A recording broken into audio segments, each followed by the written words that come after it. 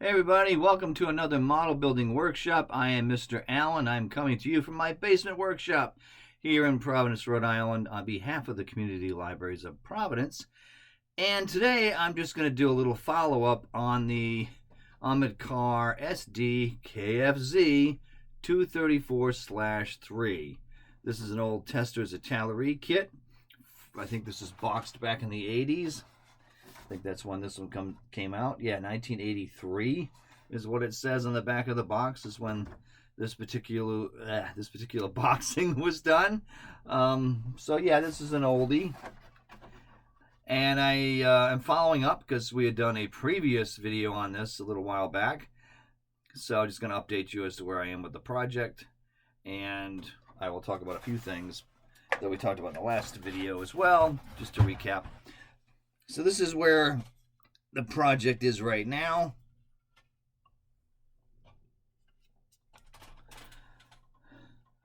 So I'm in the weathering and decal stage at this point.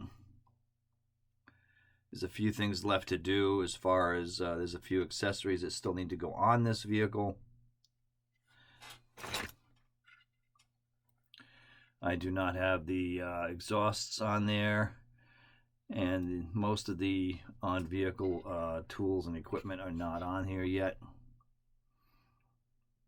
Like the spare tires not there. Getting ready to put some decals on. Did some light weathering, but have a lot more to go with this. So the decals, which tends to be the curse I run into a lot in these kits, are not good. So I tried one and it didn't work at all. It had to broke into pieces. I attempted to put the liquid decal film here on there to see if this might salvage these. But I am afraid that they may silver badly. And you can still see, I don't know if you can see it there, but you can still see that there are some lines and cracks in those. So I think at this point I will probably give up on these and source some from my spares box and from some decal sheets.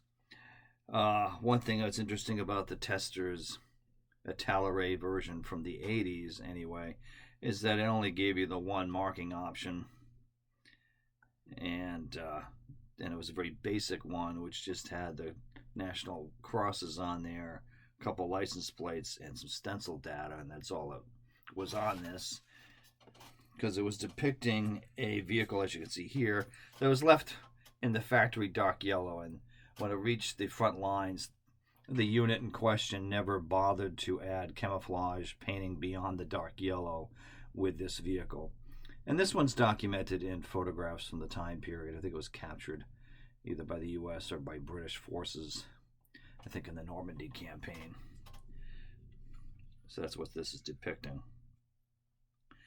Although, still debating adding some camouflage, some green or some brown on there. It's certainly tempting with a shape that large and one plain color. But I didn't want to experiment trying a monochromatic dark yellow to see what it will look like, which it is intriguing. So what I'll do is source, like I said, some decals from my spares and my decal sheets and get some national markings and plates and do that up. There is a new, well, I should say a reissue of this kit. It's still around by Italeri,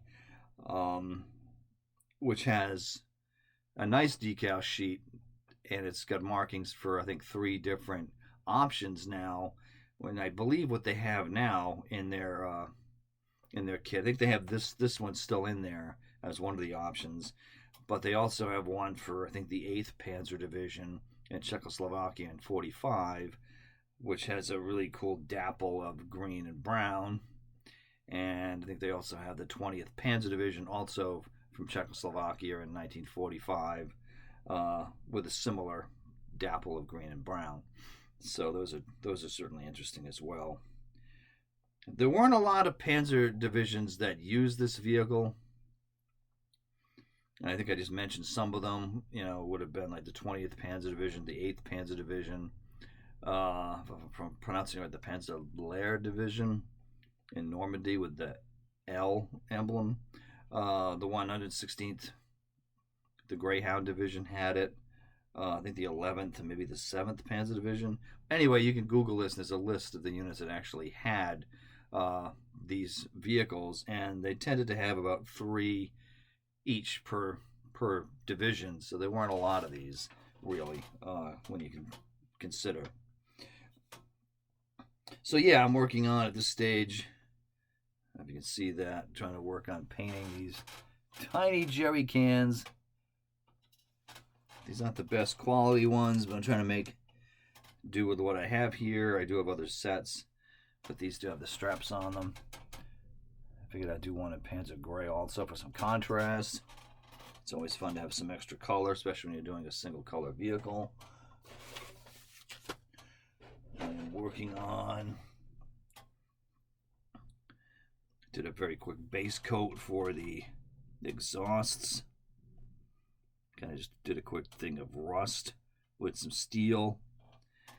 And we got the jacks there, though I think you only need one for this particular kit. So I just started putting a base coat of steel on that.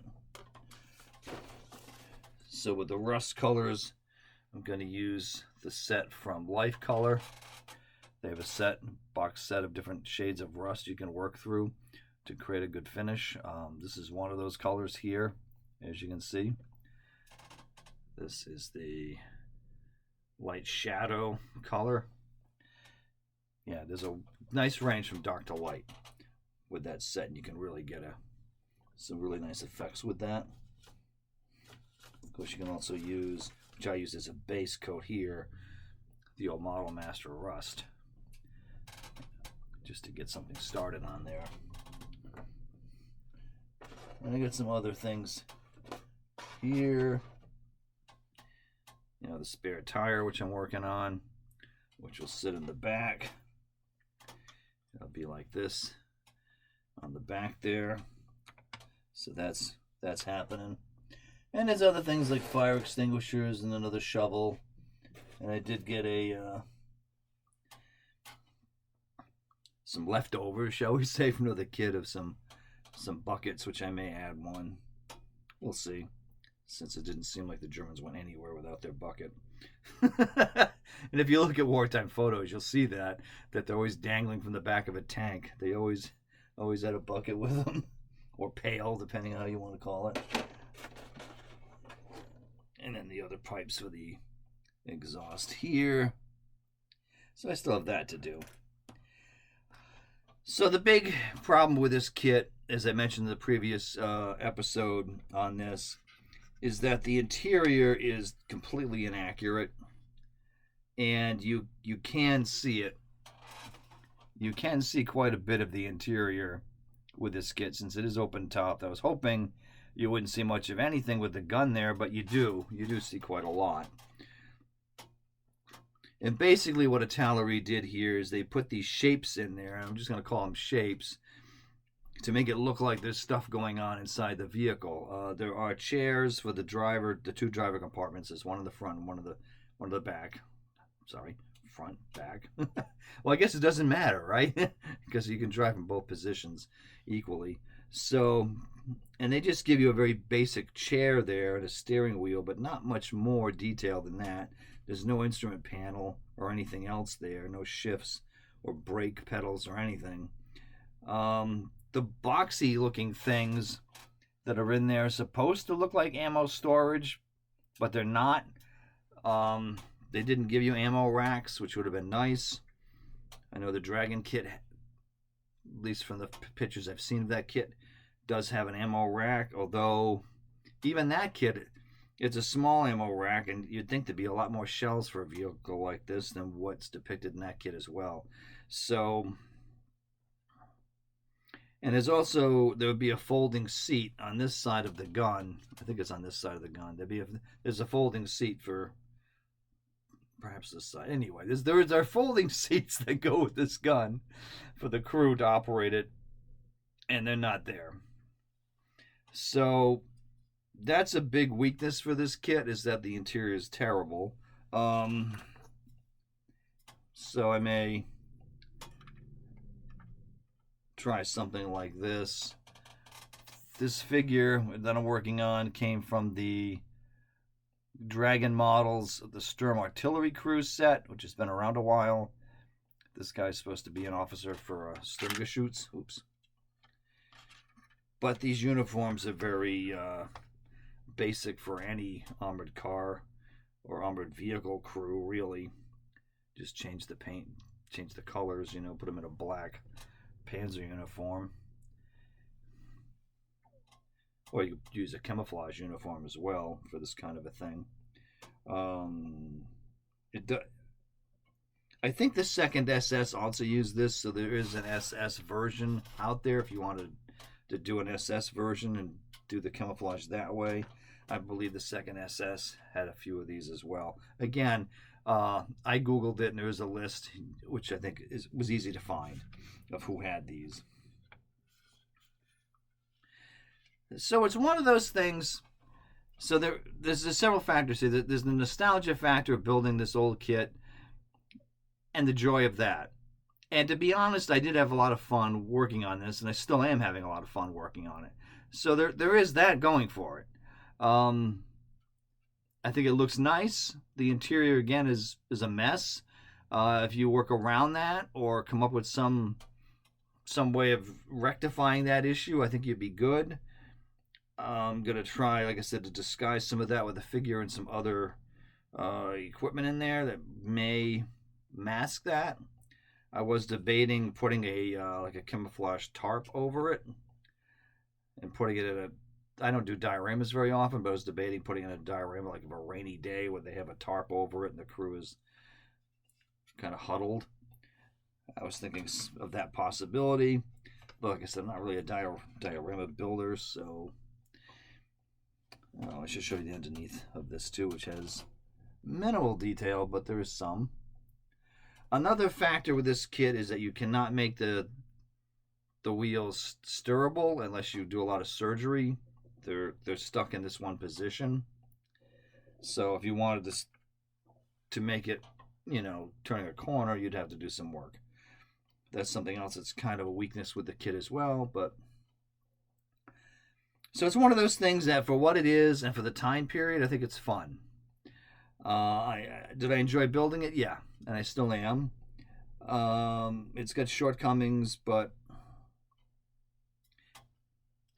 And part of the fun of this is when you hit a point in your model building career, because I've been doing this for a long time, building models, been doing it since I was 7 years old, and eventually you start to accumulate a stash of models. That tends to be what happens in this hobby. And what's fun now at my age is going into that stash and pulling out a box, go, it's time to build this. It's been sitting here for a while. Let's do this and see what it is. So I have a lot of these kits from this era, you know, that I've just simply collected over the years. And it is fun going through and working with them and see what they have to offer and what they don't. So I tend to take each model for what it is and see what I can do with it. If I was more of a scratch builder, I think there's more you could do with this kit, but I tried to work with what it had. The only thing I did differently to this kit, which is a very minor thing, is the in this case it's an MG42. I don't know if you can see that. I did add an ammo drum because it was without anything. It was just a naked gun with no ammo. So at least added a drum to it, which is easy to do from any spare German infantry kit pretty much these days. From Dragon anyway, will probably give you an extra drum, you know, for your MG34s and 42s. So at least you can do that simple addition, because the slot is there for it, ironically, on the gun. I mean, it has the hole, the opening for either a string of, you know, belt of bullets or that. So that's not a hard thing to do at all. And it makes a difference. So we'll see how this thing finishes up. I think it's been, like I said, a fun kit. Does have its problems, but but I'm having fun with it. So I'll let you guys be the judge on those things and see what you would want to do in a case like this. Would you build this, or would you just move on and buy the newer Dragon or some other company's kit and try something different? Leave your comments. I wouldn't mind hearing what you would do in a case like this. All right, so that is our Sd.Kfz 234/3 with a 75mm short cannon, adding a little extra punch to the armored car units of the Panzer divisions. And that is our model building workshop for today. See you guys soon with another project.